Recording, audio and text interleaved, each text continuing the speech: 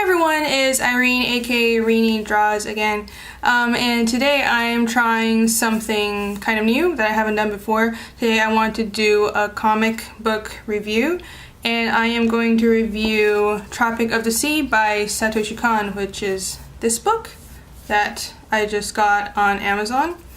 I got the English edition, which is published by Vertical Ink, New York. Printed in Canada. Okay, so I think this book is from, it's quite old. The first edition was 1990, so Satoshi Kon drew this in 1990. And if you don't know who Satoshi Kon is, Mr. Kon is the director of the animated films Paprika, Perfect Blue, Tokyo Godfathers, Millennium Actress, probably a couple others that I'm leaving out, but I am a huge fan of his work. Mr. Kon sadly passed away in 2010 prematurely due to illness, and it's a very sad event because he is a master at both animation and comics, and I am a huge fan of his work. I had been all through college, and I think he's been a big influence to me.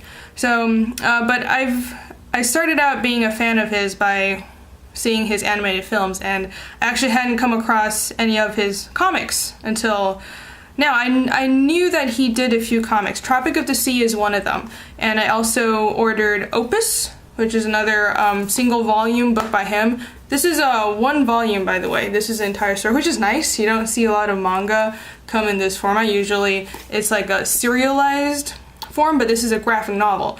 Opus is also a graphic novel, and I saw there was also a book called like Seraphim 1001111, like a bunch of numbers. It's this incredibly hard title to remember. So there's that one as well, and I haven't read any of the other ones. Tropic of the Sea is the first comic of his that I've read, and it's very interesting because this is an animator that I was a big fan of that had done a lot of comics, and that's always really interesting to see because of course these two industries and skill sets overlap, and a lot of people do both. So this was something I've been really looking forward to. So let's move on. Yeah, let's take a look at Tropic of the Sea. A quick summary or the premise of the story without spoiling. Well, I mean, it's the premise. I'm not going to spoil the ending or anything, but the idea is, in Tropic of the Sea, is the main character, Yosuke. I forgot what his last name was. I don't think their last name is, oh, it is mentioned, but his family, basically. The main character is a high school graduate, I believe, who is trying out for college entrance exams. So, like, late teens, a boy, and he lives in a sea town.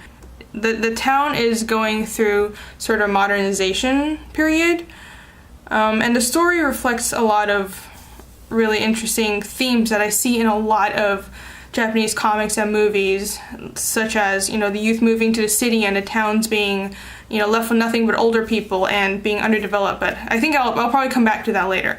The premise of the story is that Yosuke's family has been traditionally entrusted with a mermaid egg, this round orb that's like probably yay big, that they are supposed to keep in a shrine that I guess the townspeople worship, and they're supposed to keep it safe and water it, change the water every week, like pour seawater over it, and every 60 years, which is a long time, I guess the egg incubates for 60 years, they bring the egg to a cave on like a small tiny island out in the sea. You have to like swim out there, and they give it back to the mermaid.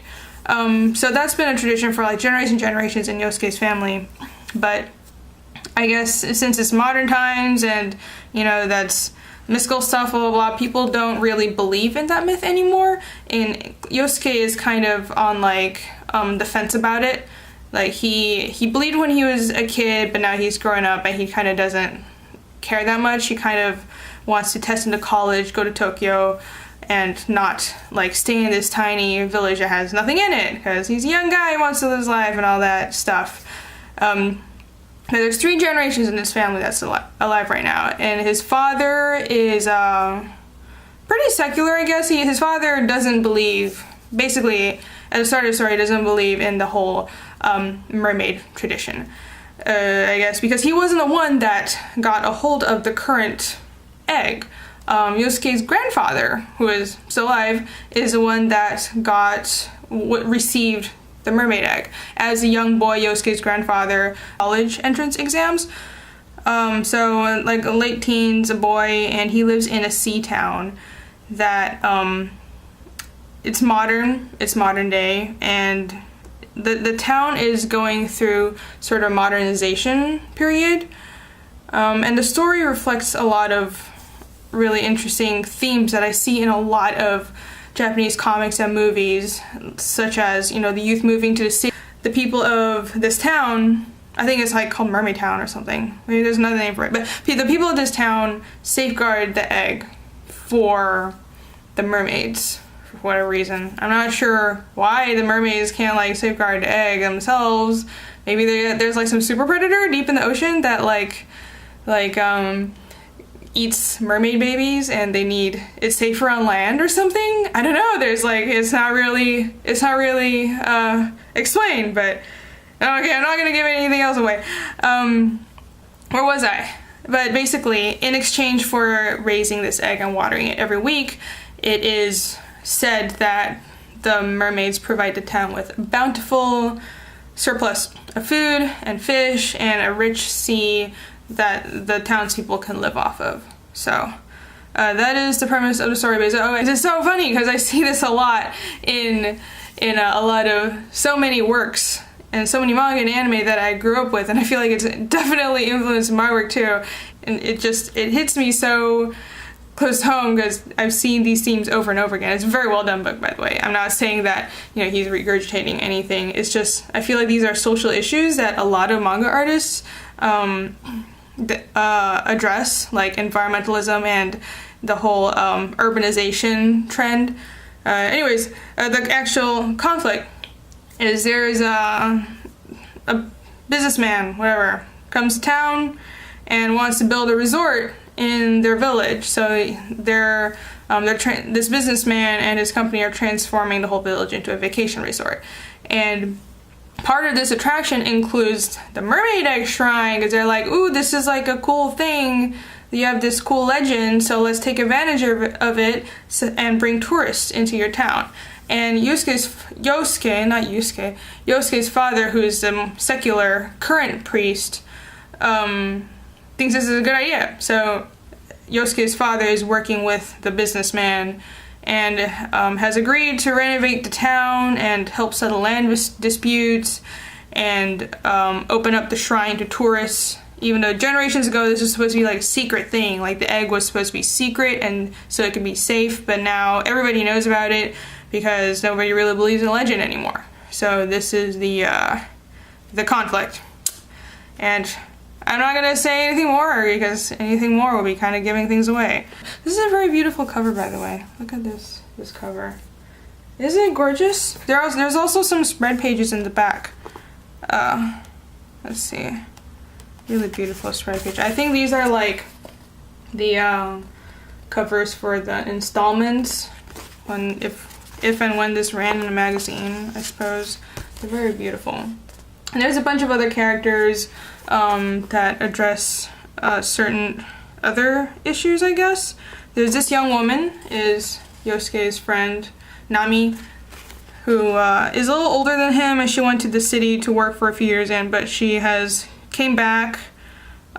She hated the town because it was, middle of nowhere, like old fishing town with nothing in it. She hated it. She moved to the city, I guess it's implied for a man, but they broke up, and now she kind of is disillusioned about the city life and she cherishes the town that she left. And she came back and is she's like the reverse of Yosuke. I feel like she's what he has this dream of moving to the city, starting a new life. She did that, and she's like, it's not all that great. So that's kind of hinted at. So yeah, that's kind of the role that she plays. She's come back to kind of like recuperate from the city life, and then she gets caught up into this whole dispute over the I guess urbanization of the town and what this business is doing with the mermaid egg and the whole legend of it and everything. Oh, and by the way, in the story, 60 years is up. So the egg is supposed to be returned to the sea. And I'll just leave it at that. You're supposed to give it back. What is gonna happen? How is it ever gonna get its head back? Okay. The art style is, let me try to find a page that's not like spoilery or anything, I guess.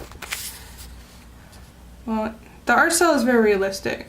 Kon has a very realistic drawing style, which comes across in his movies as well. I actually think his manga is more realistic than the movies. In the movies, I feel like there's a little more like exaggeration. The figures are really filled out, like the way he draws.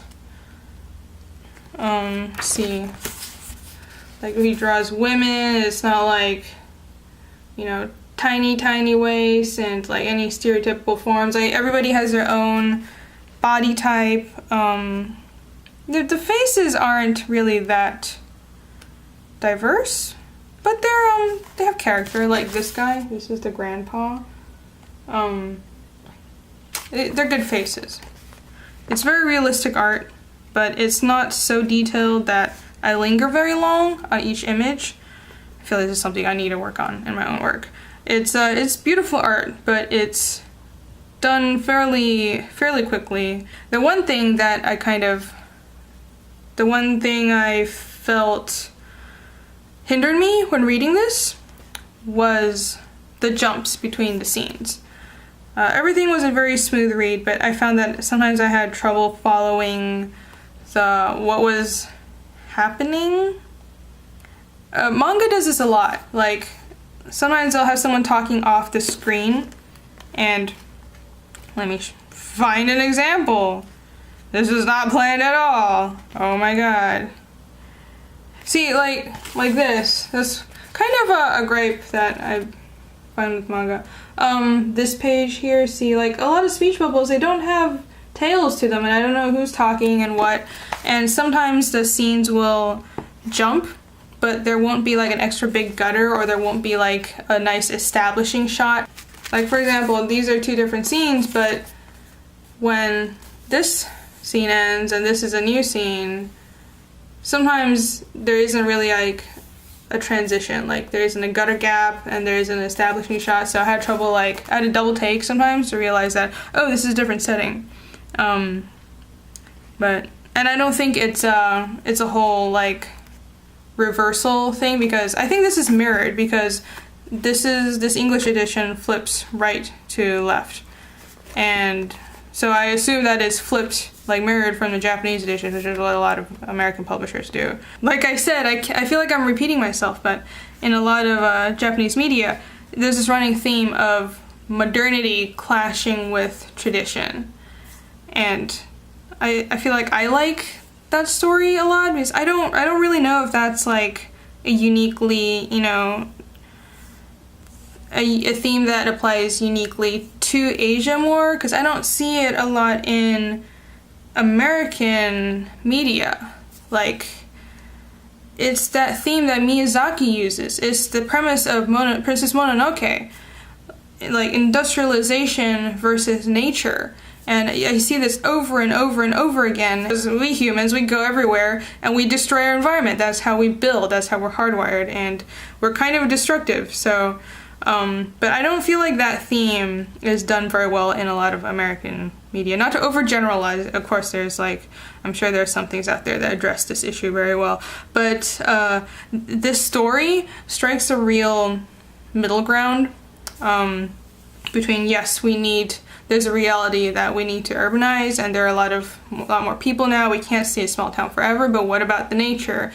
And what about the things that we cherish about it? It's not just, you know, it's not expendable. Nature is valuable, but so is industrialization. And I feel like, I won't say what the ending is, but I feel like it strikes a real middle ground. If you've seen Princess Mononoke, it's a lot like that, and I really like that kind of ending, because nothing is just black and white, or good or bad. It's not purely like that.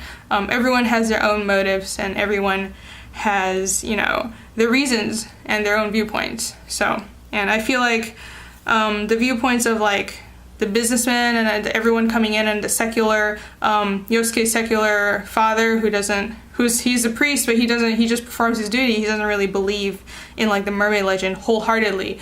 His point of view, you can understand his point of view. You can understand, you can see Yosuke trying to like, his internal battle between what to do and what to believe in. There really isn't more to talk about without spoiling it, and I want to spoil it too bad. I want to spoil things so bad I want to talk more about it, but I really shouldn't, because this is going to be a spoiler-free review. But all I can say is it's very beautiful.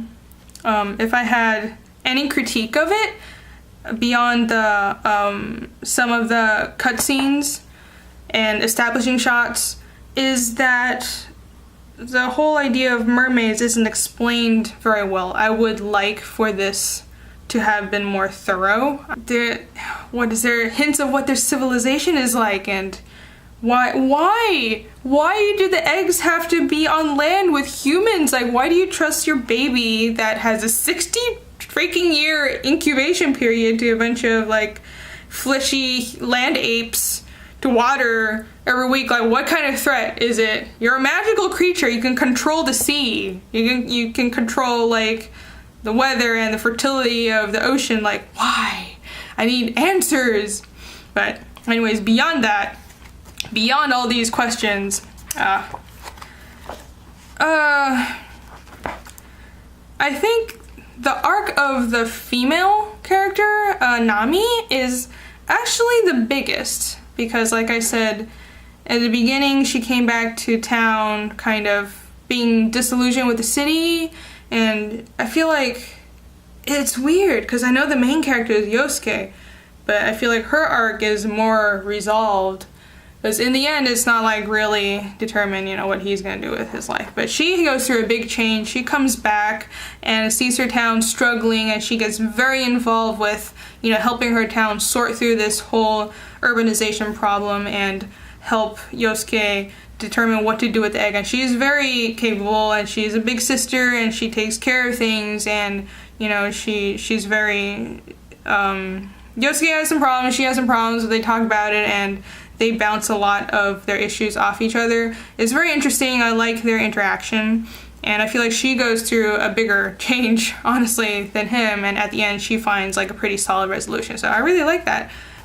I believe that's all I really had to say about Tropic of the Sea. It's a quick read. I'm glad I got it. I love Satoshi Kon. It's sad that he passed so early, but he gave us a big body of very beautiful and very interesting work. I look forward to reading more of his comics. I will put the link to the Amazon page where you can buy this book down in the description for this video, so you can check that out and buy it if you are interested.